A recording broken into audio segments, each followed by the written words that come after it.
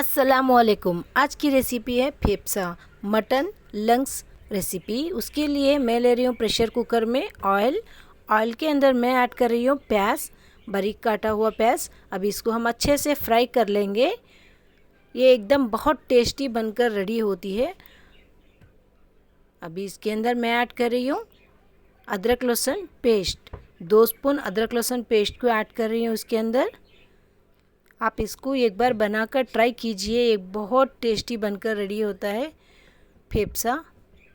अच्छे से हम इसको फ्राई कर लेंगे। अभी मैं ले रही हूँ फेफसे को मैं बारीक पीसों में काटकर अच्छे से 4-5 पानी में धोकर ली हूँ।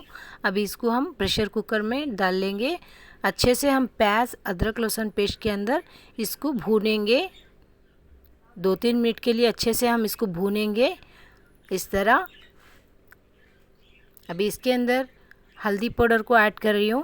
हल्दी पाउडर ऐड करने से इसकी जो स्मेल रहती है वो निकल जाएगी। और इसके अंदर मिर्ची पाउडर को ऐड कर रही हूँ, गरम मसाला पाउडर। अभी इसके अंदर नमक स्वाद अनुसार।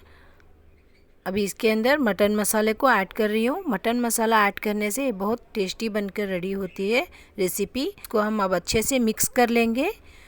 अच्छे से हम 2-3 मिनट के लिए मिक्स कर लेंगे। इसी तरह आप मेरे चैनल पर नए व्यूवर्स हैं तो मेरे चैनल को सब्सक्राइब करना मत भूलिए।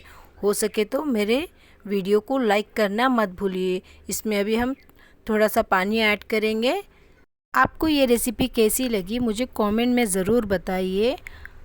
ये खाने में बहुत टेस्टी रहती है, आप इसको ज़रूर एक बार ट्राई कीजिए। अभी हम प्रेशर कुकर का ढक्कन लगाकर कम से कम 2 सीटी के लिए हम उबाल लेंगे।